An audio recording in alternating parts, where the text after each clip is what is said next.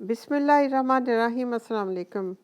بار الہ، میں تیری حمد کے ساتھ بات شروع کرتی ہوں اور تیری تعریف کے ساتھ کلام کرتی ہوں اور تیری تمجید بیان کرتی ہوں، حالانکہ تیری مدح کی کوئی غایت نہیں، اور میں تیری ثنا کرتی ہوں حالانکہ تیری تعریف اور بزرگی کو کوئی نہیں پہنچ سکتا۔ اللہ رب العزت نے حضرت یعقوب علیہ السلام کو 12 بیٹے دیے۔ آپ علیہ السلام کے ان 12 بیٹوں کے خاندانوں کو ہی بنی اسرائیل کہا جاتا ہے، اور یہی لوگ یہودی بھی کہلائے۔ حضرت یعقوب علیہ السلام کے 12 بیٹوں میں سے صرف ایک بیٹا حضرت یوسف علیہ السلام ہی نبوت کے عہدے پر فائز ہوئے۔ نبی اطاعت سے نہیں بنتے بلکہ اللہ کی اطاعت سے بنتے ہیں۔ حضرت یوسف علیہ السلام مصر کے حکمران بنے تو اپنے تمام خاندان کو بھی اپنے پاس بلا لیا اور ایک خطہ اپنی قوم کو رہنے کے لیے دے دیا۔ اس وقت کا بادشاہ اخناتون بھی توحید پرست تھا اور رحم دل بھی تھا، اس لیے بنی اسرائیل یعنی حضرت یوسف علیہ السلام کے خاندان نے وہاں خوب ترقی کی، اور ترقی کرتے ہی یہ قوم گمراہی اور بے راہ روی کا شکار ہونے لگی۔ قومیں تب تباہ ہوتی ہیں جب وہ انبیاء کو جھٹلانے لگیں۔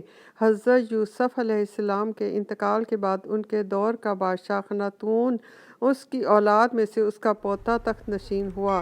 اس نے اقتدار میں آتے ہی بنی اسرائیل کے تمام اختیارات چھین لیے اور بنی اسرائیل کو اپنا غلام بنا لیا۔ ہر چند بنی اسرائیل نے اپنے علاقے میں واپس جانا چاہا، مگر فرعون کی ہر طرح سے ان کی زندگی تنگ کر رکھ دی تھی۔ جب ظلم حد سے بڑھ جائے تو اللہ رب العزت کی رحمت جوش میں آ ہی جاتی ہے۔ اللہ تعالیٰ نے یعقوب علیہ السلام کے بیٹے لاوی کی اولاد میں سے عمران کے خاندان کو رسالت کے کاموں کے لیے چن لیا۔ حضرت موسیٰ علیہ السلام کی پرورش فرعون کے دربار میں شاہی طریقے سے ہوئی، اور حضرت موسیٰ علیہ السلام کی دعا سے اللہ رب العزت نے آپ علیہ السلام کے بھائی ہارون کو بھی نبوت عطا فرمائی۔ اللہ رب العزت نے کوہ طور پر حضرت موسیٰ علیہ السلام سے کلام کیا، فرمایا اے موسیٰ، اپنی لاٹھی کو زمین پر ڈال دو۔ حضرت موسیٰ علیہ السلام نے اسے ڈال دیا تو وہ فوراً سانپ بن کر دوڑنے لگی۔ یہ دیکھ کر حضرت موسیٰ علیہ السلام ڈر کر بھاگے تو اللہ رب العزت نے فرمایا تم اس کو پکڑ لو اور ڈرو نہیں، میں اسے فوراً اس کو اس کی پہلی حالت میں کر دیتا ہوں۔ پھر فرمایا اپنے ہاتھ کو سمیٹ کر اپنی بغل میں تو کر لو، اور پھر دیکھو کہ وہ کسی بیماری کے بغیر سفید چمکتا اور دمکتا ہوا نکلے گا، یہ تمہارا دوسرا معجزہ ہوگا۔ اللہ رب العزت نے فرمایا اب تم یہ دونوں معجزے لے کر اپنے بھائی کے ساتھ فرعون کے پاس جاؤ، بے شک وہ بہت سرکش ہو گیا ہے۔ حضرت موسیٰ علیہ السلام اسی وقت اللہ رب العزت کے حکم کے مطابق مصر کی طرف روانہ ہو گئے۔